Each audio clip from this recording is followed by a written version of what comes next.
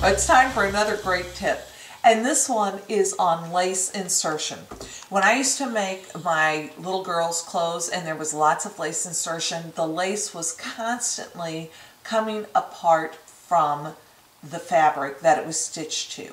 So this is a technique for inserting lace that I learned after I'd made several dresses for my little girls, and I just love the way that it works. And what it does is it reinforces where the lace is attached to the fabric. So here on this one, I've used a wide piece of lace, and all I've done is I've straight stitched it on both sides. And you would use a thread that matched. You wouldn't use a pink, you'd use a cream color so that stitching didn't show, but I wanted you to be able to see it in my sample here. So now what you do is you flip it over.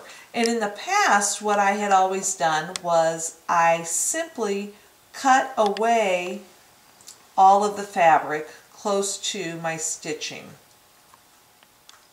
Actually, what I would have done is I would have zigzagged my lace on and then just cut close to the zigzagging. But with this method, you straight stitch it down, simply cut down the center like I just did, so you have this opening, and press the excess fabric away. So now what you have from the front is your lace with no fabric showing behind it, and from the back you have a fold now. And what we want to do is now zigzag this.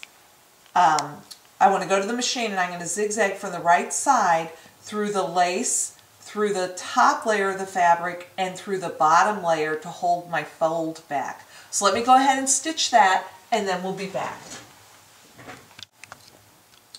Well, I went ahead and I just zigzagged this down. So again, you can see it because it's pink. You can see the zigzag and how it just goes over the header of my lace. Now I'm going to flip it over, and what we did was we zigzagged through the lace, through the top layer of fabric, and through our folded back seam allowance. So now all I need to do is trim away that excess fabric from that seam allowance. So let me get my scissors in here, and you just trim this back. Don't cut any of your zigzag stitches. Trim it away, and you do the same thing on the other side. And now what you have is a very sturdy way to hold your lace on to fabric.